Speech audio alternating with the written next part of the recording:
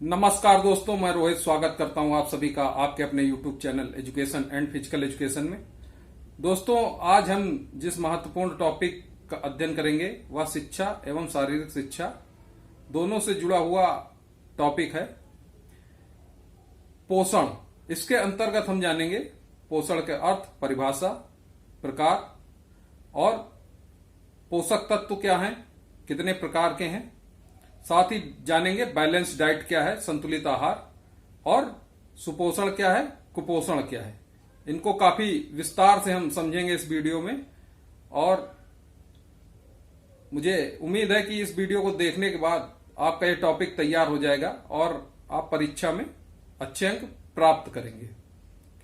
दोस्तों, इस सभी जानकारी के लिए वीडियो को अंत तक अवश्य देखें ताकि इसका आप पूरा लाभ ले सकें। साथ ही हमारे चैनल को लाइक करें, सब्सक्राइब करें और बेल वाला आइकन अवश्य प्रेस कर दें ताकि समय समय पर मेरे द्वारा डाले जाने वाले शैक्षिक वीडियो आप तक पहुंचते रहें। आइए जानते हैं सबसे पहले पोषण क्या है।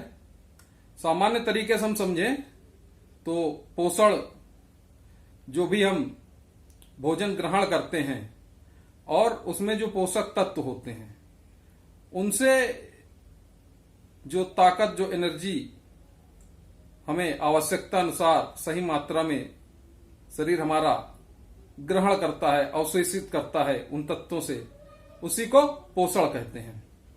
पोषण दो प्रकार का होता है, एक स्वपोषण, दूसरा परिपोषण।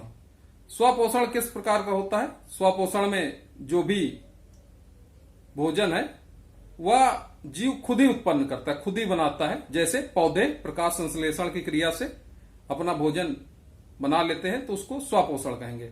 और परिपोषण में जैसे हम मनुष्य हैं, जानवर हैं, ये सब दूसरे को खा के पोषण प्राप्त करते हैं, पोषक तत्व प्राप्त करते हैं, तो ये परिपोषण है। पोषण की दो अवस्थाएं होती हैं, एक को सुपोषण कहते हैं और दूसरे को कुपोषण कहते हैं। इनको हम विस्तार से इस वीडियो में समझेंगे। आइए जानते हैं परीक्षा में किस प्रकार से इसको लिखना है। सबसे पहले हम जानेंगे पोषण का अर्थ क्या है। पोषण का अर्थ भोजन में उपस्थित विभिन्न पोषक तत्वों का शारीरिक क्रियाओं तथा शारीरिक आवश्यकताओं की पूर्ति के लिए उपयोग पोषण कहलाता है। आइए जानते हैं पोषण की क्या परिभाषा है, क्योंकि परीक्षा में हमें कम से कम 1 से 2 परिभाषाएं अच्छे अंक प्राप्त करने के लिए अवश्य लिखनी होती हैं। अगर लॉन्ग आंसर आया लिखने के लिए, पूछा गया कि पोषण का अर्थ एवं परिभाषा बताते हुए उसकी महत्व बताएं, तो हम पहले उसका अर्थ लिखेंगे। जैसे कि मैंने सामान्य शब्दों में बताया, आप वैसे भी ले सकते हैं, या जैसे मैंने ये जो आपको लिखा हुआ दिखा, जो इसका अर्थ एकदम सटीक अर्थ लिख के आया, उसको आप याद कर सकते हैं। उसके बाद अपने मन पसंद की जो भी आपको याद हो आसानी से, वो पोषण की 2 से 3 परिभाषाएं कम से कम तो 2 अवश्य लिखी, और उसके बाद उसके महत्व को लिखेंगे बिंदुवार, जिससे हमें अच्छे अंक प्राप्त होंगे। आइए जानते हैं पोषण की परिभाषा। Council of food and nutrition of the American medical association के द्वारा पोषण आहार, उसमें उपस्थित पोषक तत्वों, अन्य तत्वों, इनकी पारस्परिक क्रिया, इनकी स्वास्थ्य तथा रोग की स्थिति में क्रिया एवं संतुलन तथा वह सभी प्रक्रियाएं जिसके द्वारा जीव आहार ग्रहण करते हैं तथा उस आहार का पाचन, अवशोषण, परिवहन, उपयोग तथा उत्सर्जन करते हैं का विज्ञान है। आइए जानते हैं पोषण की दूसरी परिभाषा। पोषण उन सभी क्रियाओं का कुल योग है जो भोजन के अंतःग्रहण, पाचन, पचे हुए भोजन के अवशोषण और अपचित भोजन के बहिष्कार से संबंधित है। दोस्तों, सीधे शब्दों में समझें, जो भी जितनी भी हमारी शरीर की क्रियाएं हैं, इनको करने के लिए जो आवश्यक तत्व हम भोजन से ग्रहण करते हैं वही पोषण है हमारे शरीर का। ठीक है, अब आइए जानते हैं पोषक तत्व क्या होते हैं यह जानना बहुत आवश्यक है। पोषक तत्व मुख्यतः 6 प्रकार के होते हैं। Number 1 carbohydrate, number 2 protein, number 3 वसा, नंबर 4 विटामिन्स, नंबर 5 खनिज और नंबर 6 जल। पोषक तत्व क्या होते हैं दोस्तों? वे पदार्थ जो जीवों के जैविक कार्यों का संचालन एवं संपादन तथा वृद्धि के लिए आवश्यक तत्वों को पोषक तत्व कहा जाता है। उपयोग के आधार पर हम पोषक तत्वों को 2 भागों में बांट सकते हैं। एक बृहद पोषक तत्व, दूसरे सूक्ष्म पोषक तत्व। बृहद पोषक तत्व 4 प्रकार के होते हैं, कार्बोहाइड्रेट, प्रोटीन, वसा और जल। सूक्ष्म पोषक तत्व अगर लिखने गए तो सूक्ष्म पोषक तत्व होते हैं खनिज एवं विटामिन। मैंने आपको इसलिए बताया कि कभी कभी पूछ लेता है परीक्षा में कि बृहद पोषक तत्व क्या है और बृहद पोषक तत्वों के बारे में बताइए, तो आपको सिर्फ 4 ही बताने हैं।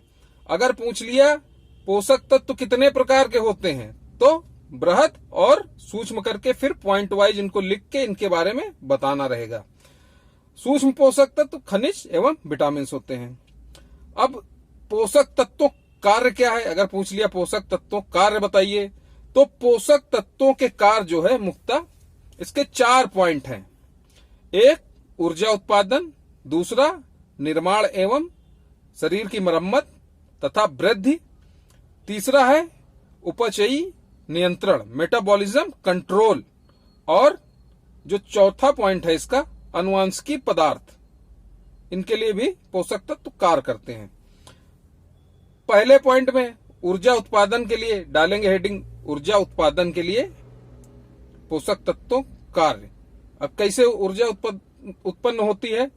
वसा और कार्बोहाइड्रेट, जब भोजन के रूप में हम भोज्य पदार्थ ग्रहण करते हैं उसमें जो हमें वसा और कार्बोहाइड्रेट मिलती है, ये हमें हमारे शरीर को ऊर्जा और शक्ति प्रदान करती है। तो ये पॉइंट डाल के उसके बारे में फिर ये लिख देंगे। फिर है दूसरा पॉइंट डालेंगे निर्माण एवं मरम्मत तथा शरीर की वृद्धि के लिए।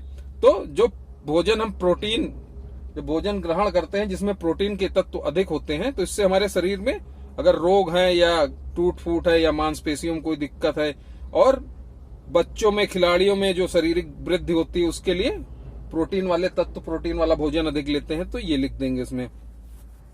तीसरा है मेटाबॉलिज्म कंट्रोल, उपापचयी नियंत्रण। इसमें क्या होता है?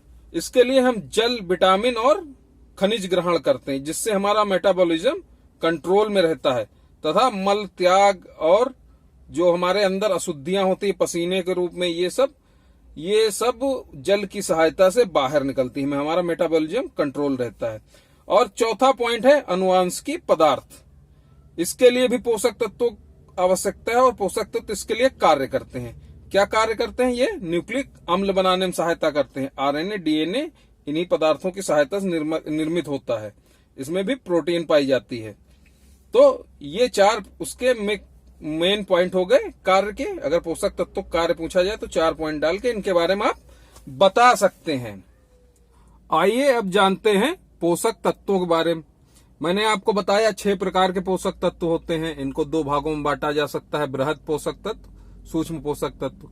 तो जैसे बृहद पोषक तत्व में या खाली पोषक तत्व आपको लिखने हैं तो नंबर 1 पॉइंट डाल के लिखेंगे। तो है कार्बोहाइड्रेट। कार्बोहाइड्रेट 3 प्रकार के जैव कार्बनिक तत्वों का मिला हुआ रूप है, कंपोनेंट है, पोषक तत्व है।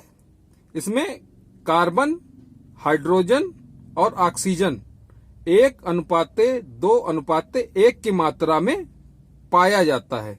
इससे कार्बोहाइड्रेट नामक पोषक तत्व का निर्माण होता है। यह कितने प्रकार का होता है? अगर सामान्य भाषा में देखें तो इसे हम कहेंगे यह 2 प्रकार का होता है, सरल और जटिल। लेकिन अगर इसे टेक्निकल भाषा में लिखें, साइंस की भाषा में, तो यह 3 प्रकार का होता है। मोनोसैक्रेसाइड, डाइसैक्रेसाइड, पॉलीसैक्रेसाइड। इसके स्रोत क्या है? कार्बोहाइड्रेट किन किन चीजों से हमें प्राप्त होता है? जितने भी मोटे अनाज हैं, गेहूं, चावल, ये सब, फल, कंदमूल फल, आलू, दूध, मेवे, शहद, शक्कर, स्टार्च, माड़ यानी, और जिनमें भी मीठापन होता है, जिन वस्तु में, इन सभी चीजों से हमें कार्बोहाइड्रेट प्राप्त होता है। कार्बोहाइड्रेट का क्या कार्य है? कार्बोहाइड्रेट हमारे शरीर को ऊर्जा प्रदान करता है, ताकत प्रदान करता है, विटामिन सी के निर्माण में सहायता करता है और न्यूक्लिक अम्ल बनाने में भी सहायता करता है। हमारे शरीर के जो पूरा भाग है उसका सिर्फ 1% भाग ही कार्बोहाइड्रेट से बना होता है, और 1 ग्राम कार्बोहाइड्रेट से मनुष्य को 4 किलो कैलोरी ऊर्जा प्राप्त होती है। आइए जानते हैं दूसरा पोषक तत्व क्या है। दूसरा पोषक तत्व है प्रोटीन। प्रोटीन में 4 प्रकार के कार्बनिक यौगिक पाए जाते हैं। एक है कार्बन, हाइड्रोजन, ऑक्सीजन और नाइट्रोजन। इनके मिलने से प्रोटीन का निर्माण होता है। और इसका क्या कार्य है शरीर के लिए, क्या महत्व है? यह हमारे शरीर में मांसपेशी निर्माण, मांसपेशियों की टूट फूट एवं मरम्मत, शारीरिक मजबूती और ऊर्जा प्रदान करता है। यह बच्चों तथा खिलाड़ियों के लिए अति आवश्यक होता है, और यह 20 प्रकार के अमीनो अम्लों के रूप में शरीर में टूटता है, जरूरत होती है हमारे शरीर को। इसके स्रोत क्या है, आइए जानते हैं। प्रोटीन के जो स्रोत हैं, दूध, सबसे ज्यादा दूध और दूध से बने पदार्थों में प्रोटीन हमारे शरीर द्वारा ग्रहण किया जाता है। जब हम दूध या दूध से बने पदार्थ लेते हैं तो उससे प्रोटीन अवशोषित होकर हमारे शरीर में घुलता है, मिलता है। मांस, पनीर, सोयाबीन, दालें, मूंगफली, मटर, चना आदि भी इसके प्रमुख स्रोत हैं। क्वेस्कर और मरसमार रोग इसकी कमी से होते हैं। आइए अब जानते हैं तीसरा पोषक तत्व क्या है। तीसरा पोषक तत्व है वसा। वसा का क्या कार्य है? दोस्तों, वसा हमारे शरीर में सेकेंड एनर्जी के रूप में स्टोर रहती है। जब कार्बोहाइड्रेट हमारे शरीर में नहीं होता है तो वसा कार्बोहाइड्रेट में परिवर्तित होती है और इससे हमें ऊर्जा मिलती है। तो इसका कार्य है शरीर को ताकत प्रदान करना, ऊर्जा प्रदान करना, कोशिका के निर्माण में सहायता करती है, और यह बॉन्ड एनर्जी के रूप में हमारे शरीर में मौजूद रहती है। इसके क्या क्या स्रोत हैं? यह सभी प्रकार के तेल, मक्खन, घी, दूध, वनस्पति आहार, सूखे फल, मेवे और चर्बी आदि से मनुष्य से भोजन के रूप में प्राप्त करता है। 1 ग्राम वसा से मनुष्य के शरीर को 9 किलो कैलोरी प्राप्त होती है। 9 किलो कैलोरी ऊर्जा प्राप्त होती है। अगला जो कंपोनेंट है, जो तत्व है, वह है जल, H2O। दोस्तों, मनुष्य का जो शरीर होता है वह लगभग 70% जल का बना होता है। और जल का कार्य क्या होता है? जल हमारे भोजन को पचने में सहायता प्रदान करता है, शरीर का तापमान जो है उसको नियंत्रित रखता है, शरीर की जो अशुद्धियां होती हैं उसको पसीने और मल के रूप में, मूत्र के रूप में शरीर से बाहर करता है, हमारा मेटाबॉलिज्म कंट्रोल करता है। इसका स्रोत तो आप सभी को पता है कि ये प्राकृतिक रूप से पाया जाता है, ठीक है। और जो इसका अगला कंपोनेंट है, जो तत्व है, पोषक तत्व वह है विटामिन।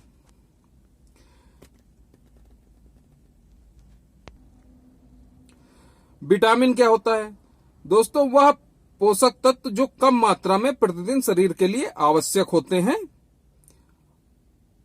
उनको विटामिन कहते हैं। बहुत छोटी मात्रा में होते हैं और ये दो प्रकार के होते हैं। एक तो वसा में घुलनशील, दूसरे जल में घुलनशील।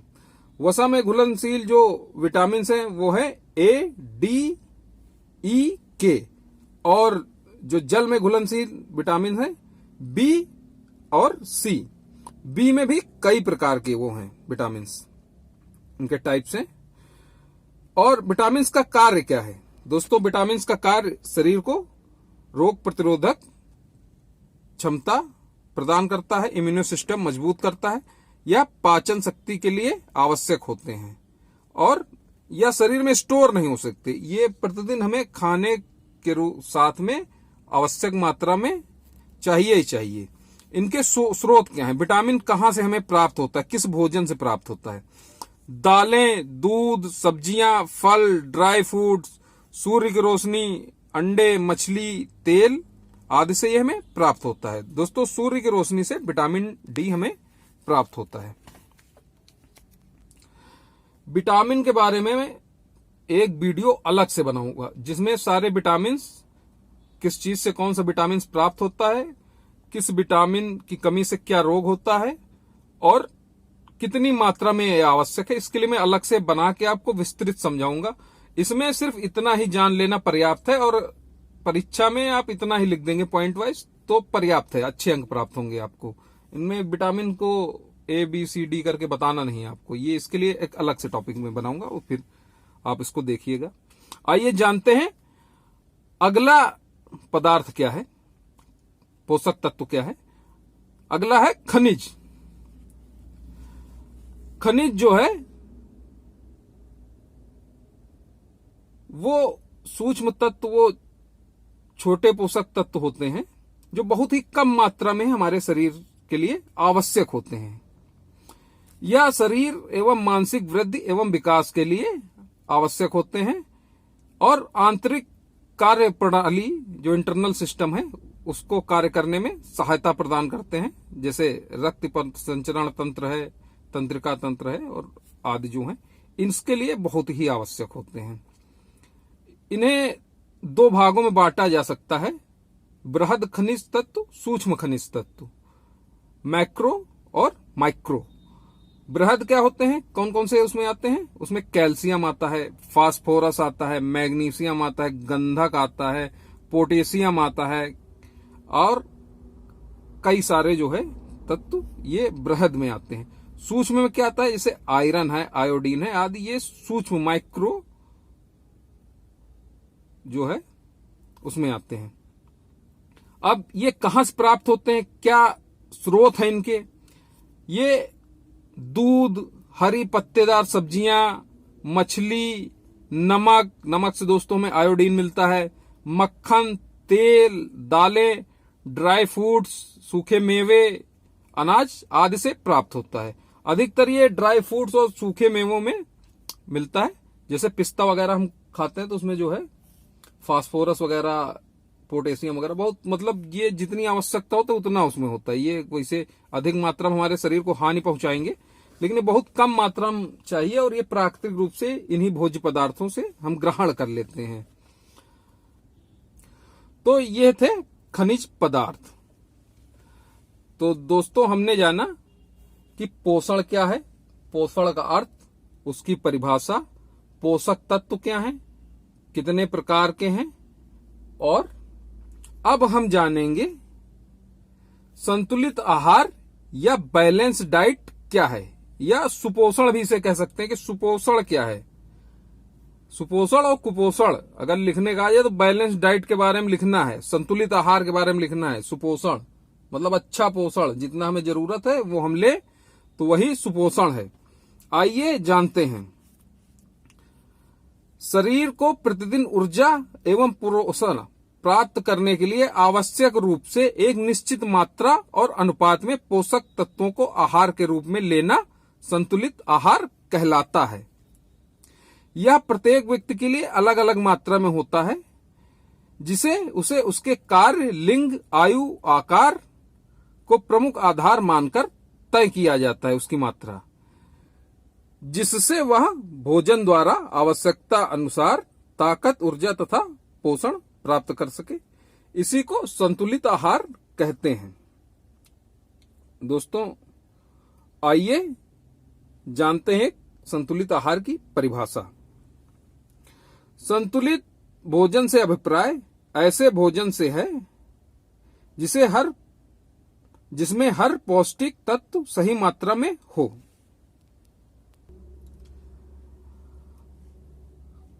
आइए अब जानते हैं संतुलित आहार या बैलेंस्ड डाइट में कौन सा पोषक तत्व कितनी मात्रा में होना चाहिए। अगर हमारा जो टोटल भोजन है उसमें कम से कम कार्बोहाइड्रेट 57% होना चाहिए और प्रोटीन 13% तथा वसा 30% होनी चाहिए। इस रेशियो में जो है हमारा भोजन होना चाहिए। और साथ में विटामिन्स तथा मिनरल्स मतलब खनिज पदार्थ और जल जो है 24 घंटे में हमें 3 से 4 लीटर जल की आवश्यकता होती है और प्रतिदिन कम से कम 7 से 8 गिलास हमें जल का सेवन करना चाहिए। तो ये एक रेशियो हो गया। जो हमारा भोजन होगा उस भोजन में कार्बोहाइड्रेट वाले जो पदार्थ होंगे वो कम से कम 57% हो, प्रोटीन 13% हो, वसा 30% हो और साथ में विटामिन तथा मिनरल्स वाले भोज्य पदार्थ भी होने चाहिए कुछ। और जो जल की मात्रा है वो 7 से 8 गिलास या 24 घंटे में प्रतिदिन 3 से 4 गिलास। ये एक रेशियो है हमारे भोजन का। और ये जो है प्रत्येक व्यक्ति का अलग अलग होगा। उसका कार्य क्या है, क्या वो सामान्य कार्य कर रहा है, वो महिला है या पुरुष है, उसकी आयु क्या है, बच्चा क्या है, या बूढ़ा है या बड़ा है या खिलाड़ी है, उसका शरीर का आकार क्या है, वो दुबला पतला है या वजनदार शरीर वाला है। तो ये जो रेशियो है, परसेंटेज का रेशियो, इसी मात्रा में उसका आहार होना चाहिए। ये मतलब जितना भी वो आहार लेता है इस परसेंटेज में पोषक तत्वों को बांट के उसको लेना चाहिए। आइए जानते हैं इसका जो आधार है, प्रकार है, मतलब संतुलित आहार किस आधार पर, किस प्रकार पर ये बांटा जाता है। क्या है? नंबर 1, लिंग। सबसे पहले हम देखेंगे महिला है या पुरुष है। फिर आयु के आधार पर उसकी आयु क्या है। फिर इसे कार्य के आधार पर भी संतुलित आहार को तय करेंगे। उसका कार्य क्या है, सामान्य व्यक्ति है, अधिक परिश्रम करने वाला व्यक्ति है या वो खिलाड़ी है, सबका अलग अलग होगा। और फिर क्या रहेगा, संतुलित आहार का आधार और प्रकार तय करने में किस प्रकार तय करेंगे, मौसम के अनुसार। हम देखेंगे किस मौसम में है, मतलब ठंड में कौन से पदार्थ चाहिए, ठंडक में ज्यादा अच्छे पौष्टिक पदार्थ खाते हैं और गर्मी में सुपाच्य कम हल्के। तो मौसम कैसा है उसके अनुसार भी संतुलित आहार तय किया जाता है, बैलेंस डाइट बनाई जाती है। फिर भौगोलिक स्थिति, आप किस प्रकार के भौगोलिक प्रदेश में रह रहे हैं, आप रेगिस्तानी एरिया में रह रहे हैं या माउंटेन एरिया में रह रहे हैं या कोस्टल रीजन में रह रहे हैं, वहां जो भी चीजें प्राप्त होंगी और वहां किन किन चीजों को शरीर की आवश्यकता होती है अधिक मात्रा में। जैसे हम गर्म प्रदेश में हैं, रेगिस्तानी प्रदेश में, तो वहां जल की मात्रा अधिक चाहिए और हम उस तरीके के भोजन को लेंगे जिससे हमें वहां लाभ हो सके, हम बीमार ना हो। तो संतुलित आहार तय करने में भौगोलिक स्थिति भी मायने रखती है, इसको भी आधार मानते हैं। शरीर का प्रकार क्या है, अगला बिंदु, शरीर के प्रकार के अनुसार भी संतुलित आहार तय किया जाता है। छोटे हैं, बड़े हैं, एथलेटिक टाइप से किस टाइप का है तो वो भी।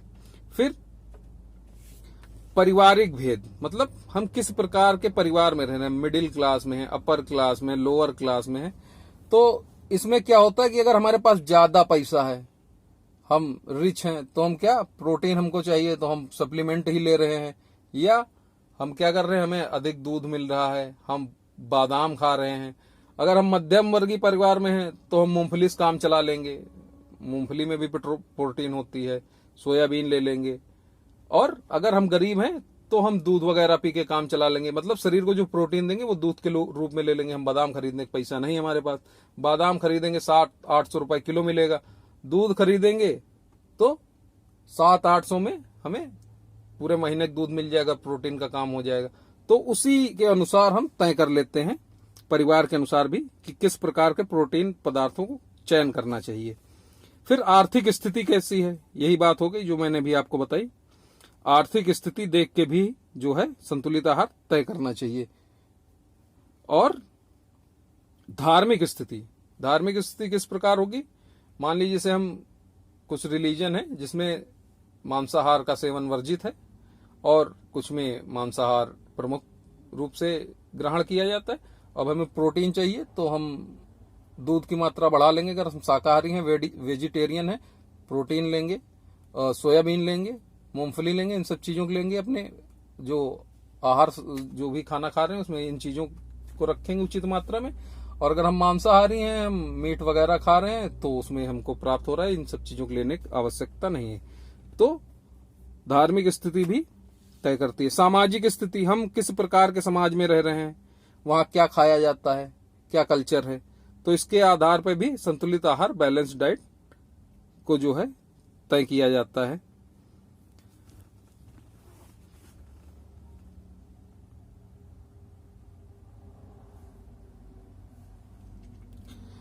तो दोस्तों इस प्रकार जो है संतुलित आहार का आधार जो है रहता है। इन्हीं तत्वों के जो ये पॉइंट बताए हैं, इनके आधार पे बैलेंस डाइट प्रत्येक व्यक्ति की अलग अलग तैयार होती है। अब संतुलित आहार या भोजन या बैलेंस डाइट का कार्य क्या है, अगर लिखने का है बैलेंस डाइट की अर्थ परिभाषा बताते हुए उसके कार्यों के बारे में बताइए। तो क्या कार्य है बैलेंस डाइट का, पॉइंट वाइज याद कर लेंगे, परीक्षा में लिखने में बहुत आसानी होगी। मैंने पॉइंट तैयार किए हैं, उसके बाद उसको पॉइंटों को डिस्क्राइब कर देंगे, बता देंगे, उनके अंदर व्याख्या कर देंगे। नंबर 1 पॉइंट है ऊर्जा एवं शक्ति। इसमें हम बता देंगे संतुलित आहार से हमें ऊर्जा एवं शक्ति प्राप्त होती है, और जो भी आप समय हो उसके अनुसार आप उसमें लिख सकते हैं। फिर बता देंगे क्या है दूसरा पॉइंट, रोग प्रतिरोधक क्षमता का विकास होता है संतुलित आहार से। तीसरा पॉइंट क्या है, शरीर के वृद्धि एवं विकास के लिए संतुलित आहार से हमारे शरीर की वृद्धि एवं विकास होती है। चौथा क्या है, शरीर का तापमान नियंत्रण। अब संतुलित आहार से हम अपने शरीर का तापमान भी नियंत्रित रखते हैं, मेटाबॉलिज्म कंट्रोल रखते हैं। इसके लिए भी आवश्यक है, अगर हम कम पानी पिएंगे तो दिक्कत हो जाएगी हमें। ठीक, अब 5वां क्या है, मानसिक स्वास्थ्य के लिए संतुलित अच्छा भोजन करने से हमारा मानसिक स्वास्थ्य भी सही होता है। तो जिस दिन आप दावत में जाते हैं तो एकदम उड़ाक खाते हैं तो आपको लगता है हाँ आज मजा आ गया भाई, तो मानसिक स्वास्थ्य जो है, मानसिक स्वास्थ्य के लिए अच्छा खाना खाना चाहिए। आप रोज अगर खा रहे हैं, आप जली हुई रोटी खा रहे हैं, आप कार्बोहाइड्रेट तो मिल रहा है आपको, या रोटी में स्वाद नहीं है, सब्जी में स्वाद नहीं है, तत्व तो आपके अंदर पहुंच रहे हैं, लेकिन जो है मजा नहीं आ रहा, तो मानसिक रूप से आप जो है आपको अच्छा नहीं लगेगा। तो इसके लिए भी आवश्यक है मरम्मत एवं उपचार। टूट फूट मरम्मत जो शरीर की हो जाती है, तो जैसे बीमार टाइप के लोग होते हैं उनके लिए देखते हैं क्या कमी है, टीबी हो गई है तो उसको दूध वगैरह देते हैं ताकत आ जाए ताकि, और या हड्डी वड्डी टूट गई है तो कैल्शियम, विटामिन डी, ये सब, इसके लिए भी जो है संतुलित भोजन आवश्यक है। और सबसे मेन पॉइंट है जीवित रहने के लिए, हमारे जीवन को जो आधार है जीवन जीने का, वो भोजन ही है। अगर भोजन हमें न मिले संतुलित आहार तो हम नष्ट हो जाएंगे। अगर भोजन न मिले, अगर 4-5 दिन न मिले तो टिकट कट जाएगा आपका। तो इसके लिए भी अति आवश्यक है, ध्यान रखिए। पॉइंट वाइज याद करके फिर इनको आप लिख दीजिएगा, बहुत आसान है, आप चाहे तो नोट भी कर सकते हैं।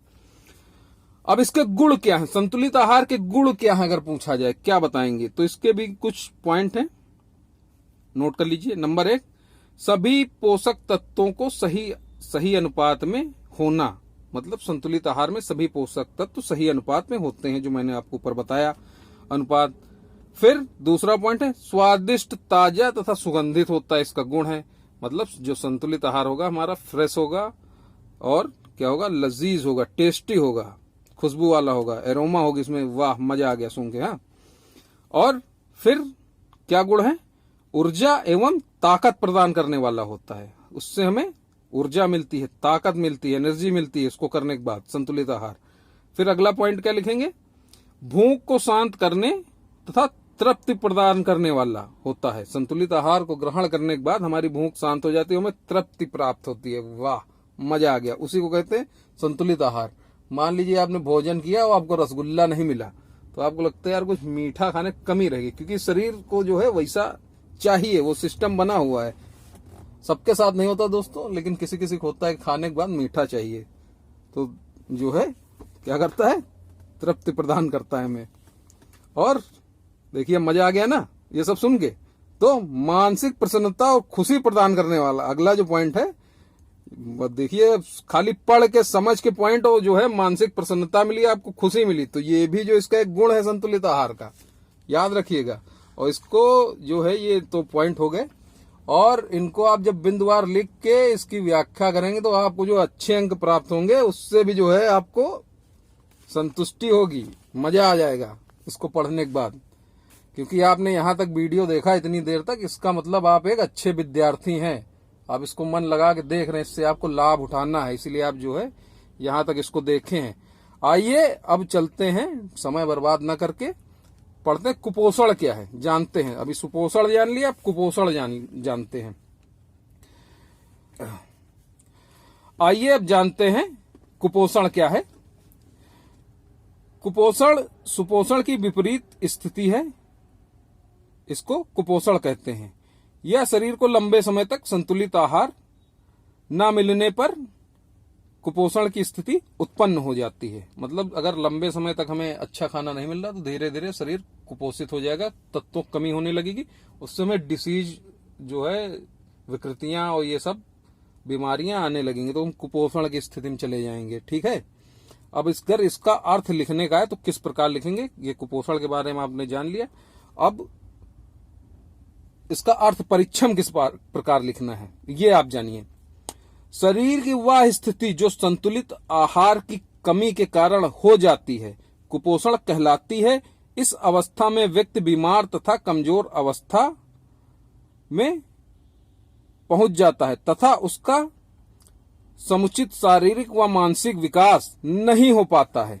तो ये जो स्थिति आएगी वो कुपोषण की स्थिति कहलाएगी। जो कमजोर होगा, बीमार से दिखेगा, मानसिक रूप से, शारीरिक दोनों भी स्थिति हो सकती है। अब कुपोषण कितने प्रकार का होता है? कुपोषण दो प्रकार का होता है, एक अल्प पोषण और दूसरे को अति पोषण कहते हैं। अल्प पोषण क्या होता है? जो तत्वों की कमी की वजह से हो जाता है। और अति पोषण क्या होता है? जिसमें तत्व बढ़ जाते हैं। जैसे कि ज्यादा कार्बोहाइड्रेट लिए मोटापा आ गया, ज्यादा मीठा खा लिए शुगर हो गया, वो भी कुपोषण की स्थिति है। उसमें खुश होने की जरूरत नहीं कि हम ज्यादा खा लिए तो, ठीक है। तो वो अति पोषण और अल्प पोषण हो गया। अब इसके लक्षण क्या हैं कुपोषण के, इनको बिंदुवार आप देख लीजिए, क्योंकि परीक्षा में जो पूछा जाएगा उसमें अगर पूछा जा सकता है कुपोषण का अर्थ बताते हो, इसके क्या लक्षण है बताइए, या उसके कारण बताइए, या उसके निवारण बताइए। तो आइए जानते हैं इन सब चीजों में, क्योंकि इसका मुख्य उद्देश्य है परीक्षम अंक प्राप्त करना अच्छे। और ये जो मैं बता रहा हूं कहानी, इसको अपने दैनिक जीवन में भी शामिल करना है और लोगों को भी बताना है। और अपने भोजन में जो भी हम डाइट खाते हैं, जो करते हैं, उसमें भी ध्यान रखना कि इन चीजों को कैसे ले रहे हैं, कितनी जरूरत हमें। तो आइए जानते हैं लक्षण। नंबर 1, सही अनुपात में शारीरिक वृद्धि एवं विकास में कमी। मतलब कुपोषण के कारण सही अनुपात में शरीर की वृद्धि एवं विकास नहीं हो पाता है। नंबर 2 है वजन का कम होना। कुपोषण की स्थिति में जो वजन चाहिए वास्तविक उससे कम रहता है। नंबर 3 खून की कमी। मतलब अब जब दुबले पतले हैं, वजन कम है, तो खून कम हो जाएगा, इसका लक्षण है। फिर जब ये सारी चीजें होंगी तो नंबर 4 है थकावट आएगी। आपको कमजोर रहेंगे तो थकावट आएगी, तो ये थकावट भी इसका लक्षण है। नंबर 5 है मांसपेशियां ढीली तथा कमजोर होना। कुपोषण के कारण मांसपेशियां ढीली तथा कमजोर हो जाती हैं। आपको अच्छा खाने को नहीं मिलेगा तो आप जाहिर सी बात है कमजोर हो जाएंगे। फिर क्या कमजोर हो जाएंगे तो क्या होगा? नंबर 6 पॉइंट है रोग प्रतिरोधक क्षमताओं का कम होना। मतलब आपको बीमारियां होने लगेंगी, आप कोई जुकाम छींक देगा बस आपको बीमारी हो जाएगी। तो इस टाइप की स्थिति जो है, ये लक्षण है इसके। और क्या है? आलस्य तथा निंद्रा, मतलब आपको नींद बहुत आएगी, आलसी हो जाएंगे, आलस आएगा। तो ये भी जो है कुपोषण के ही लक्षण है। अगर आपको आलस आ रहा, आपको अधिक नींद आ रही है, इसका मतलब जो है आपके शरीर को जो एनर्जी चाहिए वो मिल नहीं रही है। आप जो है, शरीर जब एनर्जी नहीं मिलती तभी तो वो अपना शट डाउन करता है, सोता है, एनर्जी लेता है, प्राप्त करता है, रिलैक्स करता है। तो ये भी कुपोषण का लक्षण है। और क्या है, आप चिड़चिड़े तथा कमजोर हो जाएंगे। 8वां पॉइंट है चिड़चिड़ा तथा कमजोर होना। जब आप दुबले पतले लोगों को देखिए अधिक चिड़चिड़े होते हैं, जो कमजोर टाइप के, उनको जल्दी गुस्सा आ जाती है। ये बॉडी टाइप्स में भी बताया गया है, तो बॉडी टाइप्स के बारे में भी एक वीडियो बनाऊंगा, उसमें आपको समझाऊंगा दुबले पतले कमजोर लोगों के बारे में। अगर आप दुबले पतले हैं तो बुरा मत मानिएगा, पढ़ाई का एक पार्ट है। अब अगला जो है, ये तो लक्षण हो गए, आप इनको बिंदुवार याद कर लीजिएगा। अब अगला है कारण। क्या कारण है कुपोषण के? नंबर 1, पौष्टिक व संतुलित आहार न लेना। नंबर 2, दूषित वातावरण में रहना।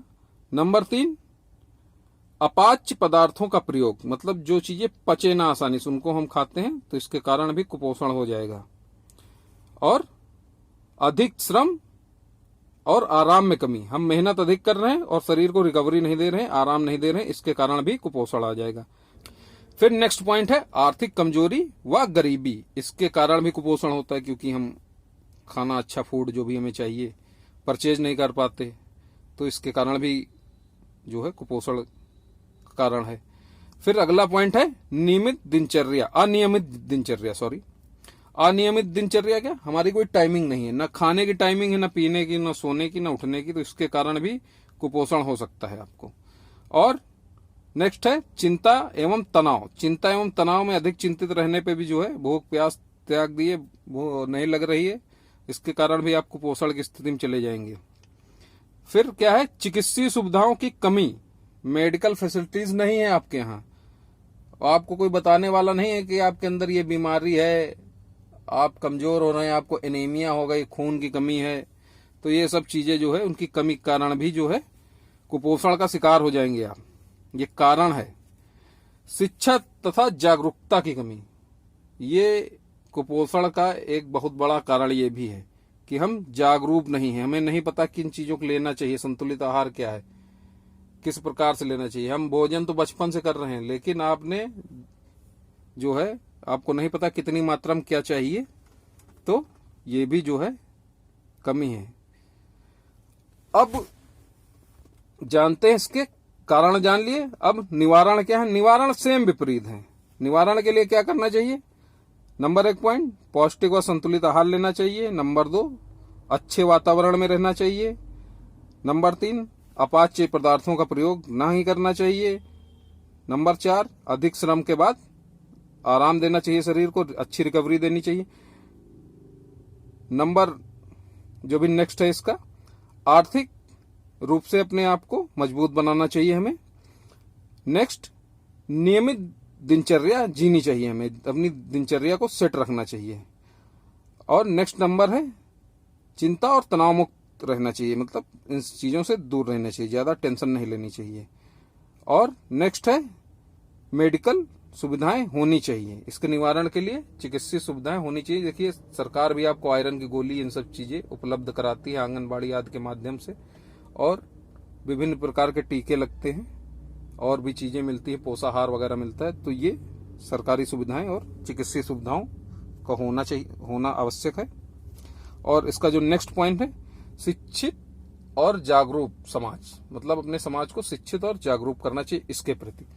तो दोस्तों, ये तो पूरी कहानी थी, आपने बहुत धैर्य के साथ इसको देखा, सुना, और आशा करता हूं कि आप इससे अच्छा लाभ उठाएंगे। और दूसरी चीज, आप इसको जो है अपने जीवन में, आज से पहले आप खाना खा रहे थे, बहुत से लोगों, कुछ लोगों को पता होगा किस मात्रा में क्या लेना चाहिए, बहुत से लोगों को नहीं पता रहा होगा कि संतुलित आहार क्या है, कितनी मात्रा में क्या होना चाहिए, और अधिक भी नहीं होना चाहिए। तो इस वीडियो को देखने के बाद, पढ़ने के बाद आपको इतना तो पता हो गया होगा कि भोजन को किस प्रकार से, कितनी मात्रा में कैसे लेना चाहिए, और अपने कार्य के अनुसार। ठीक है। तो धन्यवाद दोस्तों, चैनल को लाइक करें।